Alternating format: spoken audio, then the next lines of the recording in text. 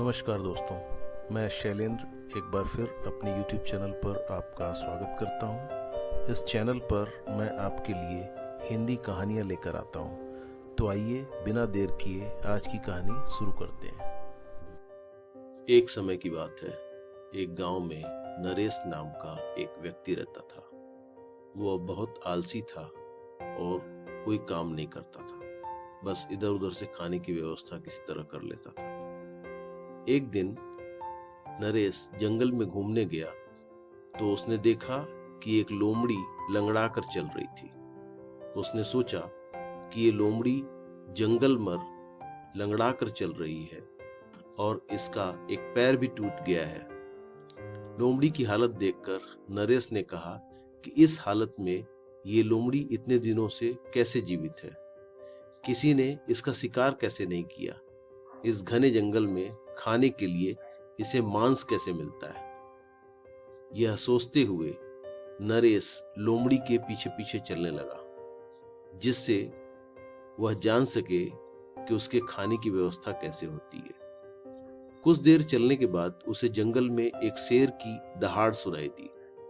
वह डर कर पेड़ पर चढ़कर छिप गया। उसने देखा कि शेर के मुंह में मांस का एक टुकड़ा है। उसमें से एक टुकड़ा शेर के मुंह से गिर जाता है। लोमड़ी ने उस मांस के टुकड़े को खा लिया। यह सब देखने के बाद नरेश ने सोचा कि भगवान कितने दयालु हैं, वह लोमड़ी के भी खाने की व्यवस्था कर रहे हैं। मैं रोज पूरी ईमानदारी से उनकी पूजा करता हूँ, इसलिए मेरे खाने की व्यवस्था भी वही करेंगे। ऐसा सोचते हुए वह घर पहुंच गया।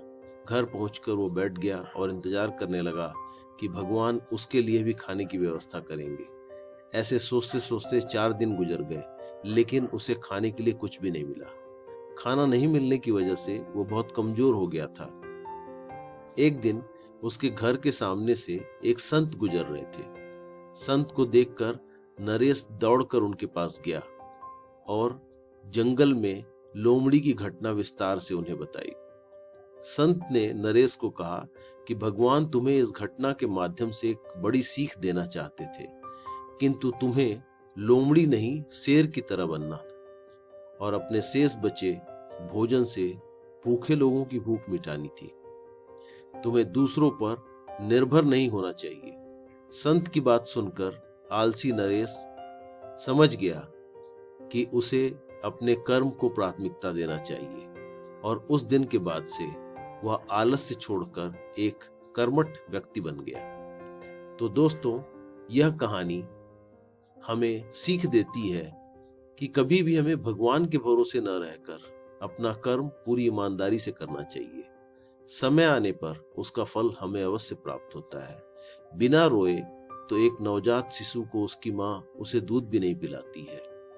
हम जिन ऋषियों की आज पूजा करते हैं, उन्होंने बड़े ही कठोर तप और जप से भगवान से विभिन्न प्रकार के आशीर्वाद प्राप्त किए हैं। इसलिए परिश्रम का कोई भी विकल्प नहीं होता है। कर्मठ व्यक्ति हमेशा जीवन में सफलता प्राप्त करता है।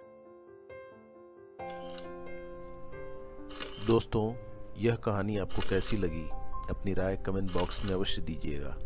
कहानी यदि पसंद आई हो तो लाइक का बटन दबाकर अपने मित्रों को अवश्य शेयर करें और अंत में बेल बटन को दबाकर चैनल को सब्सक्राइब करिएगा, जिससे भविष्य में भी मैं आपको इस प्रकार की हिंदी कहानियाँ प्रस्तुत करता रहूं। धन्यवाद।